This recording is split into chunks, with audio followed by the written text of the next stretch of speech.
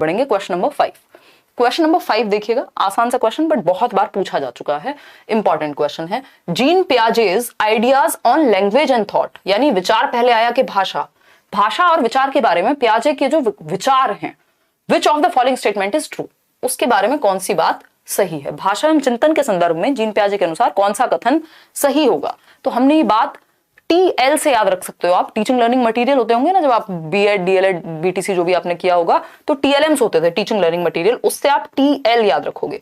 पहले थॉट आया फिर लैंग्वेज आई, किसके अकॉर्डिंग, पियाजे। टीएलपी बना लीजिएगा आप टीएलएम का, ठीक है। टीएलपी का मतलब क्या है, थॉट के बाद लैंग्वेज आई, ऐसा कौन कह रहे हैं, पी फॉर पियाजे कह रहे हैं, ठीक। तो ये टीएलपी से आप याद रख सकते हैं। तो थॉट के, क्योंकि अब पेपर पास में है ना, तो हमें थोड़े फंडों का भी इस्तेमाल करना होगा, ठीक। तो लैंग्वेज एंड थॉट के बारे में सबसे हमें देखना है, पियाजे की बात हो रही है तो पहले थॉट आया होगा। थॉट डिटरमिन्स लैंग्वेज, यानी चिंतन भाषा का निर्धारण करता है, यानी पहले विचार आता है और फिर भाषा आती है, और विचार डिटरमिन करता है या सुनिश्चित करता है कि भाषा क्या होगी। यानी जब मैंने बोलना नहीं सीखा होगा तब भी मेरे दिमाग में पेन को लेकर कोई विचार होगा, या जब मैं बोलती हूं उससे पहले मैं सोच लेती हूं, और ये चीज इतनी तेजी से होती है कि हमें पता नहीं लग पाता। तो थॉट, जो मेरा थॉट है किसी चीज के बारे में, वही तो सुनिश्चित करेगा कि मेरी भाषा क्या होगी, ठीक। तो चिंतन भाषा का निर्धारण करता है, ऐसा पियाजे कहते हैं। ए ऑप्शन ही सही है। लैंग्वेज डिटरमिन्स थॉट, ऐसा नहीं है, ये कोई भी नहीं कहता। इसको कई लोग वाइगॉस्की से जोड़ लेते हैं। वाइगॉस्की ने उल्टा नहीं कहा है कि पियाजे ने कहा है पहले थॉट आता है बाद में लैंग्वेज। वाइगॉस्की ने ऐसा नहीं कहा कि लैंग्वेज पहले आती है, वो कह रहे हैं दोनों इंडिपेंडेंट है, एक टाइम के बाद जाके मर्ज हो जाते हैं। तो ये तो किसी ने नहीं कहा। Language and thoughts are independent process, ऐसा एक बार को Vygotsky initial years of life में मानते हैं। Language and thoughts are innate propositions, यानी आंतरिक प्रवृत्तियां हैं, ऐसा भी पियाजे ने नहीं कहा, ठीक है ना। आगे बढ़ेंगे, क्वेश्चन नंबर 6 देखेंगे। क्वेश्चन नंबर 6 में क्या कह रहे हैं, आप पोल में जवाब देते रहेंगे। 2 glasses hold the same amount of water, yet Anu thinks that the taller glass holds more. याद रखिएगा, taller glass holds more, यानी जो लंबा ग्लास है उसमें ज्यादा क्वांटिटी आती है पानी की। Then more water than the wider but shorter. Wider but shorter मतलब चौड़ा और छोटे ग्लास से, ठीक। According to जीन पियाजे, this reasoning of Anu, Anu क्या है, बच्ची है, और ये कौन सी रीजनिंग है, 2 ग्लासों में समान मात्रा में जल है, परंतु अनु सोचती है कि लंबे ग्लास में छोटे और चौड़े ग्लास से अधिक जल है। हम सबके साथ हुआ है बचपन में, है ना, हमारे पागल भी बनाया बड़ों ने कई बार।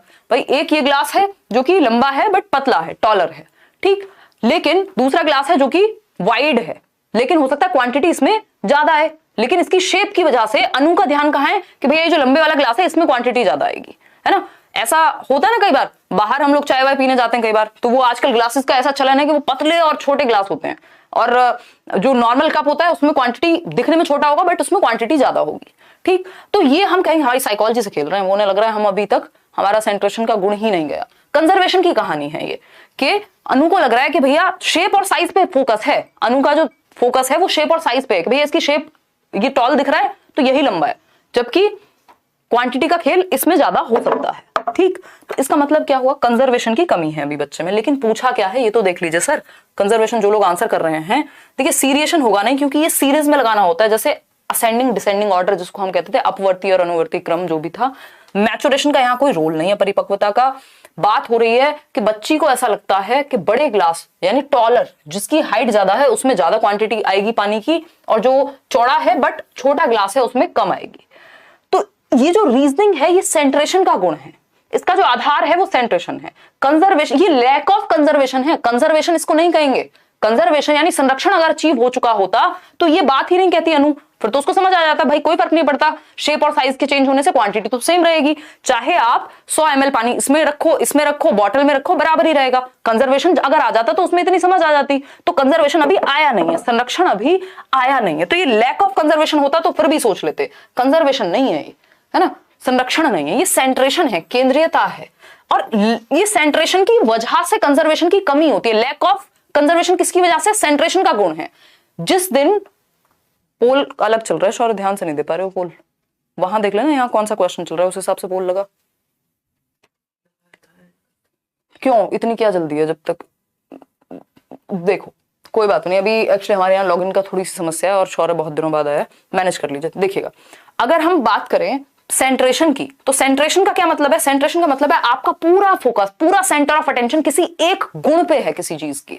यानी अगर बच्चे का ध्यान शेप पे है कि भैया शेप जो है वो इसकी पतली है ग्लास की, तो उसका ध्यान फिर सिर्फ शेप पे है, ये नहीं है कि इसकी चौड़ाई कम है ना। तो वो सेंटर्ड है, उसका ध्यान केंद्रित है सिर्फ हाइट पे। जब आपका ध्यान किसी एक ही गुण पे केंद्रित होता है तो वो सेंट्रेशन हो जाएगा, आप बाकी गुण भूल जाएंगे, है ना। आप ये भूल जाएंगे कि भैया इसकी सिर्फ हाइट के अलावा और भी तो चीजें हैं, वो हम देख ही नहीं पा रहे। या कोई बॉटल है मान लीजिए, तो इसमें क्वांटिटी के अलावा इसका कलर, शेप, साइज कुछ तो देखेंगे नहीं। तो सेंट्रेशन में आपका पूरा ध्यान एक ही गुण पे चला जाता है और आप दूसरे एस्पेक्ट्स नहीं देख पाते, जिसकी वजह से कंजर्वेशन की कमी हो जाती है। इसका उल्टा होता है डिसेंट्रेशन। अगर इसको ऐसे भी लिख सकता था कि बच्चों को प्रॉब्लम कहां है, तो आप कहते डिसेंटर करने में प्रॉब्लम है, ऑप्शन चेंज करके डिसेंटर कह देता। डिसेंटर क्या होता है? विकेंद्रीकरण। विकेंद्रीकरण कब होगा कि भाई वो डिसेंटर करके नहीं देख पा रहा कि बेशक इसकी जो हाइट है वो ज्यादा है लेकिन चौड़ाई कम है, वाइड कम है ये ग्लास। तो वो डिसेंटर अगर करना सीख जाएगा तो फिर कंजर्वेशन आ जाएगा। तो लैक ऑफ कंजर्वेशन है, क्यों? क्योंकि डिसेंटर करने में प्रॉब्लम है या सेंट्रेशन अभी भी है, वो एक ही गुण पे फोकस कर पा रहा है। ठीक, आगे बढ़ेंगे नेक्स्ट क्वेश्चन पे। और ये कहां आती हैं, ये जो क्षमताएं हैं आपकी, ये कहां आती हैं? प्याजे की कॉन्क्रीट ऑपरेशनल स्टेज हमें पता है मूर्त संक्रियात्मक 7 से 11 वर्ष की अवस्था है। सीसीएस से मैंने आपको बताया हुआ है, सीसीएस ये चौधरी चरण सिंह यूनिवर्सिटी नहीं है। C for conservation, C for classification और सीरिएशन। कंजर्वेशन यानी संरक्षण के क्वांटिटी चेंज नहीं होती, शेप और साइज के बदलने से, आकार के बदलने से अभिजीत, या प्रकार के बदलने से मात्रा सेम रहती है। क्लासिफिकेशन क्या है कि आप गुण के आधार पे जो ट्रायंगल वाली चीजें हैं उनको एक जगह पे क्लासिफाई कर पाए, वर्गीकरण कर पाए उनका। कोई दूसरी शेप के बर्तन है तो उनको एक साथ रख पाए। सीरिएशन क्या है कि आप सीरीज में लगा पाए, छोटे से बड़ा क्रम और बड़े से छोटा। ठीक, तो ये तीनों गुण 7 से 11 वर्ष की अवस्था में, मूर्त संक्रियात्मक अवस्था में बच्चा अचीव करता है एज पर प्याजे। नेक्स्ट क्वेश्चन है रिवर्सिबिलिटी, यानी ये भी प्याजे से ही क्वेश्चन है। Reversibility, the ability to reverse actions is a basic accomplishment of which stage as given in the Piagetian theory of cognitive development। प्याजे के अनुसार या प्याजे के संज्ञानात्मक विकास के सिद्धांत के अनुसार प्रतिवर्तीयता, यानी कि जो रिवर्स करना है चीजों को, है ना, प्रतिवर्तीयता किसी क्रिया को उल्टे क्रम में कर पाना किस चरण की बुनियादी उपलब्धि है, यानी रिवर्सिबिलिटी कब आती है बच्चे में। अब इस रिवर्सिबिलिटी भी जुड़ी हुई है कहीं ना कहीं कंजर्वेशन से। ठीक, रिवर्सिबिलिटी क्या है? ये पेपर है हमारे सामने और इस पेपर को क्या किया, ये कर दिया, है ना। अब बच्चा सोचेगा कि अब तो ये रिवर्स नहीं किया जा सकता, हालांकि इसको रिवर्स करना थोड़ा सा मुश्किल है क्योंकि इस पे प्रेस व्रेस लगा करके और इसको तब जाके अब ठीक किया जाएगा, लेकिन हाँ इसको रिवर्स किया जा सकता है। अब इसका मतलब ये नहीं अब ये इतना ही बन गया तो अब ये फाइनल है, इसको रिवर्स करना संभव है। यानी बर्फ पानी बन सकती है और पानी बर्फ बन सकता है, ये रिवर्सिबिलिटी है ना, ये रिवर्सिबिलिटी है, ये वापस से ऐसा हो गया। ठीक, तो रिवर्सिबिलिटी का मतलब है हम रिवर्स कर सकते हैं किसी एक्शन को। भाई आपने आटे की जब आटे से एक छोटा सा वो बनाया रोटी बनाने के लिए, उसको आप प्रॉपर रोटी बना सकते हो, फिर से उसको आटा बना सकते हो, समझ पा रहे हो, शेप रिवर्स कर सकते हो। तो ये वही है ना। आप घर से निकले और मंदिर तक गए और मंदिर से वापस आने में बच्चों को दिक्कत होगी फिर, क्योंकि रिवर्स एक्शंस में दिक्कत हो रही है। जाने में दिक्कत नहीं है, रिवर्सिबिलिटी में दिक्कत है, वापस आने का रास्ता वो कई बार भूल जाएगा।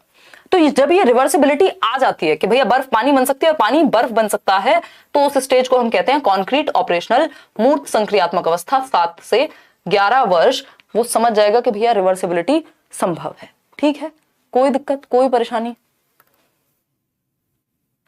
है ना। बहुत मजे कर रहे हो आप लोग कमेंट्स में, मुझे लग रहा है बहुत बढ़िया। लाइक शेयर करना आप लोग भूल रहे हैं शायद, वो भी करते रहेंगे खुशी खुशी से पढ़ाई के साथ साथ, है ना। मूर्त संक्रियात्मक अवस्था, ये प्याजे की 4 अवस्थाएं हैं। एसपीसीएफ बिल्कुल सही सीक्वेंस में लगाया हुआ है इन्होंने, एसपीसीएफ ये 4 अवस्थाएं हैं, यही सीक्वेंस है। एसपीसीएफ सेंसरी मोटर जन्म से 2 वर्ष, गत्यात्मक अवस्था कहते हैं इसको। प्री ऑपरेशनल 2 से 6 वर्ष, 7 भी मिल जाएगा कई जगह पे। और कॉन्क्रीट ऑपरेशनल मूर्त संज्ञात्मक 7 से 11 और 11 से 15। ठीक, ये 4 अवस्थाएं हैं प्याजे की। आगे बढ़ेंगे क्वेश्चन नंबर 8 पर। क्वेश्चन नंबर 8 पढ़िएगा, गणित की बात हो रही है। क्या कह रहे हैं भैया ये गणित वाले? कह रहे हैं अ मैथमेटिक्स टीचर, यानी गणित का शिक्षक है, is using more skilled peers to support and guide the other students. वो पीयर्स, वो साथी उनकी क्लास के जो ज्यादा स्किल्ड हैं किसी काम को करने में, उनको हेल्प करने के लिए कहा गया है दूसरे बच्चों को जिनको वो क्वेश्चन समझने में दिक्कत आ रही है। कुछ बच्चों को समझ में आ गया है, वो उनको समझा रहे हैं जिनको समझने में दिक्कत है। Which theoretical frame is she trying to apply? कौन सा फ्रेम है ये? यानी गणित की अध्यापिका उच्चतर कौशलपूर्ण छात्रों को अपने सहपाठियों की सहायता करने को कह रहे हैं। यानी उच्चतर, ये जो मोर स्किल्ड पीयर्स हैं ये क्या है, मोर नॉलेजेबल अदर बन गए, यहाँ पे MKO बन गए, जो कि वाइगॉस्की कहते हैं, यानी जो व्यक्ति आपसे ज्यादा जानता है वो आपको सिखा सकता है किसी एक विशेष क्षेत्र में, है ना। इसमें एज का कोई मतलब नहीं है कि बच्चे सेम एज के तो सिखा नहीं सकते, है ना। तो उस केस में क्या है, ये लेव वाइगॉस्की की ही थियरी हुई। Lev Vygotsky is theory of social construction. Lev Vygotsky का सामाजिक संरचनावाद का सिद्धांत है कि बच्चा समाज संस्कृति से, अपने ग्रुप से, अपने से बड़े छोटे किसी से भी सीख सकता है, जिसको भी उस चीज में नॉलेज होगी, ठीक। और ये कहां होता है,